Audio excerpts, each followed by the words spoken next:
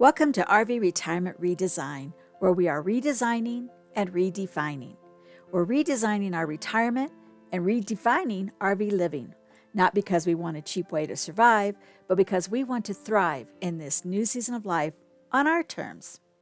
Whether you're still working, whether you want to work, or whether you're semi-retired and just have some projects you want to do, you don't have to give up having a home office. You might want to turn your whole toy hauler end into an office space, or you may want just a small spot on your kitchen table to work off of. That's the beauty about having your own RV. It's all about personalizing your space for your specific needs. Here's a picture of our RV right after we bought it and just started moving some things in. You can see it came with the standard table and 4 chairs that you'll find in most RVs nowadays. The table was actually just hooked onto the wall, and so Bob did take the table off when we put the chairs away, and we had a small, basically a student desk that we put in that space to start out with. To the right, I had a 2-drawer file cabinet, and I put the printer on top of it. To the left, I had a ladder bookcase that fit just fine in that space. I'm linking everything down below, so if it looks like it's something you want to explore, you'll be able to do that. The benefit to this setup was it was compact. It let the windows still be available so I could have all of that window space.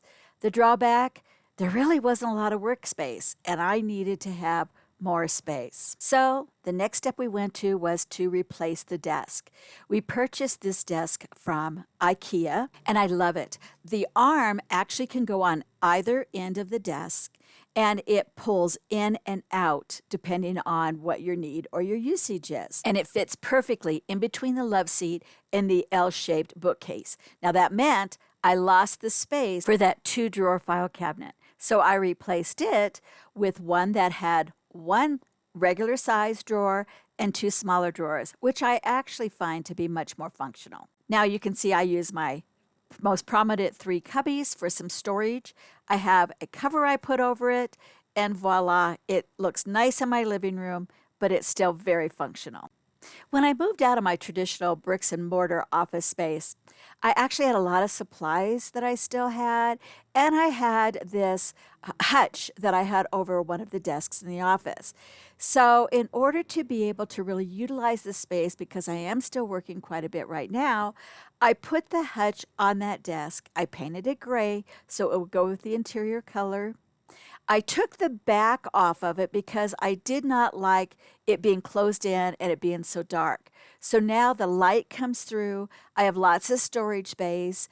And I'll be honest, as I get closer and closer to retiring, I use up my supplies. I'm hoping someday to take the hutch off and just having a smaller presence for an office. Next, I thought I would share with you some of the things that I find makes it very convenient to have my small office, because everything is right here. Everything has a purpose, and they are just products that I really enjoy. Again, I'll link them down below in case you're interested in them as well. So my husband thinks I have a pen problem. What do you think? Actually, I think it comes from being a teacher in the past, especially working with young kids. And we just like color. And so I do have a variety of pens because I need felt pens. I need ballpoint pens. Well, I just need all kinds of pens. If you have that same problem, share with me your favorite pen below. Whether I'm having a conference call or I am recording for YouTube, this Blue Yeti microphone is a great option.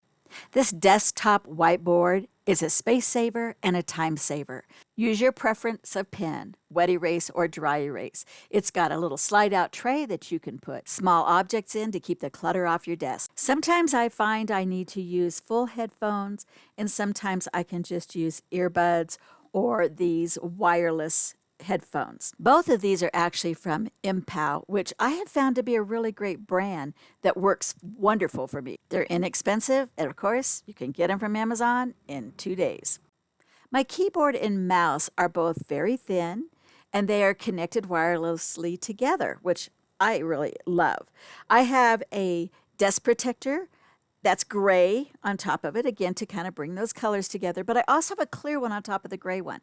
This allows me to slide little notes and things underneath the clear cover so I can see them but still work on top of the desktop. When I'm finished working for the day, I can move the whiteboard up, and the keyboard is thin enough it actually will sit on top of the little whiteboard. Lighting is critical in a home office. Whether you're doing video calls and you might need a ring light, or you need task light that puts the light on your work on your desk so you don't have eye strain, there are a variety of different options for you out there. Here's a couple of mine, and I'll link them below. My most personal discovery is that if I want to really use something, I need to be able to see it. If I have drawers that are opaque and I can't see in them, I'm just going to forget what I have either and not use it. And then I go buy more stuff, and I really don't need to be doing that. So I have a series of these new acrylic type drawers and cubbies, and they work great for me. I even purchased a paper organizer so I could have a variety of paper, label sheets, cardstocks, things like that, right at my fingertips. And it all is right here, right where I need it in my home office. So this is what's working for me, at least for now. I'm curious as to what's working for you. Why not leave a couple comments below and maybe even a picture or two so we can see your setup. Don't forget to like and subscribe so you can see what's coming up next time.